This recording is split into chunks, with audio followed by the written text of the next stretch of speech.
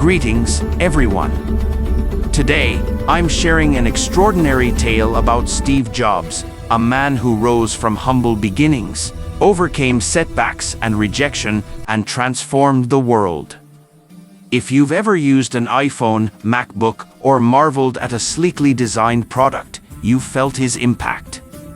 Steve didn't start with wealth. His journey was filled with highs and lows, victories and struggles. Yet, he never surrendered. This story is a powerful reminder of perseverance, innovation, and unwavering optimism. By the end, you'll be motivated to pursue your dreams, no matter how daunting they appear. Let's explore the journey of Steve Jobs, the visionary who showed that bold ideas can reshape the world. Steve Jobs was born on February 24, 1955, in San Francisco, California, facing challenges from the outset. His biological parents, Johann Schiebel and Abdel Fattah Jandali, were young and unprepared to raise a child, so they chose adoption. Picture this: Steve grew up without knowing his birth parents or their reasons for letting him go. Yet, this tough start didn't prevent him from becoming one of the most influential figures in history. Adopted by Paul and Clara Jobs, a modest couple from Mountain View, California, Steve found a nurturing home. Paul, a mechanic passionate about tools, and Clara, an accountant, weren't wealthy but offered love and support. From childhood, Steve stood out. While other kids played outdoors, he was curious, asking, "How does this device function? Why does this toy operate? What happens if I dismantle it?" Paul recognized Steve's inquisitiveness and taught him to tinker in their garage, working on cars, radios, and gadgets. Paul's advice, "If you're building something, make it the finest it can be," laid the groundwork for Steve's future achievements. Steve was bright but not an ideal student. School felt dull because the lessons were too simple.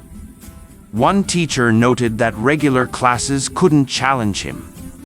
Still, Steve was playful, pulling pranks like setting off a small firecracker at school. While peers focused on tests, Steve thought creatively. At 10, his family relocated to Los Altos, California, in the heart of Silicon Valley, where tech was thriving. One day, Steve encountered a huge computer, igniting a passion. He thought, "This machine solves problems, what else can it do?" He was determined to master computers. In high school, Steve met Steve Wozniak, a brilliant electronics enthusiast. They connected over their shared passion for technology, building a blue box to make free long-distance calls, risky but daring. Steve later said, "Without the blue box, Apple wouldn't exist." After high school, Steve enrolled at Reed College in Oregon but left after 6 months, finding it uninspiring. Instead of quitting, he audited classes like calligraphy, which seemed trivial then but later shaped the Macintosh's elegant fonts. This shows us, keep learning, you never know when something minor will make a difference.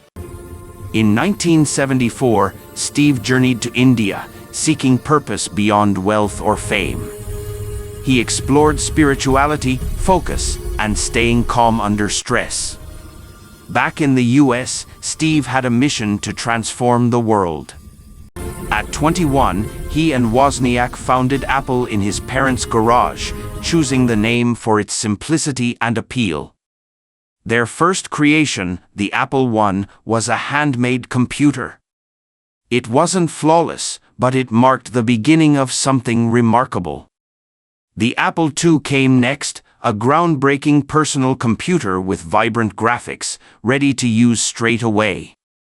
It was a huge hit, turning Apple into a multi-million-dollar company almost instantly. At 23, Steve was a millionaire, but wealth wasn't his goal, his vision to revolutionize the world was.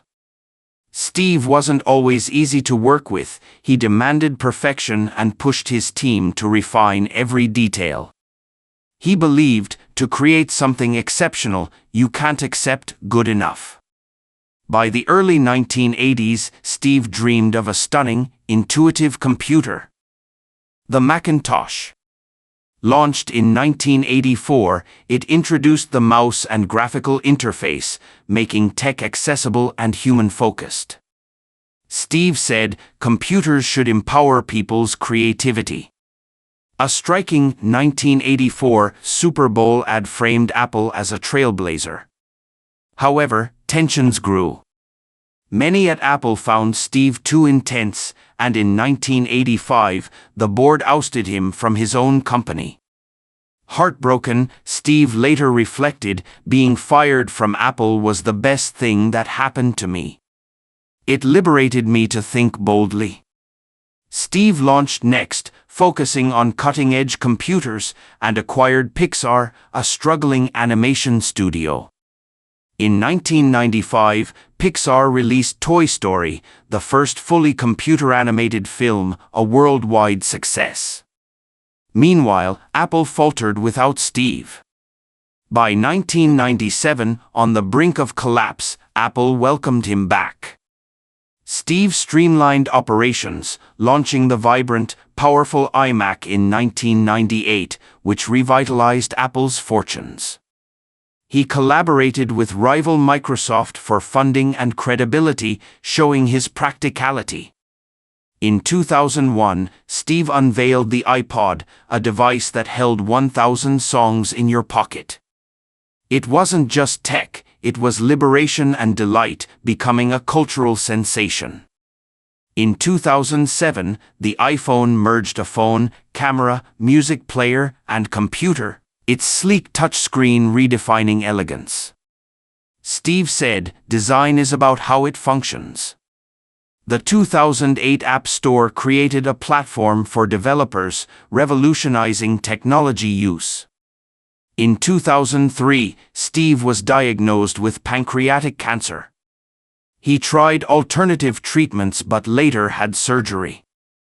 Despite his illness, he never stopped innovating, launching the iPad in 2010, a magical device perfect for reading, movies, and browsing.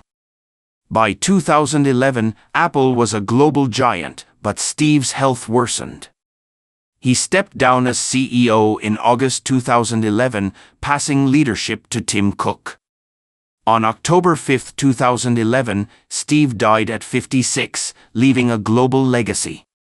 In his 2005 Stanford speech, Steve shared 3 lessons. First, connect the dots. Trust that experiences will shape your future. Second, love and loss. His firing from Apple taught him to keep faith in what he loved.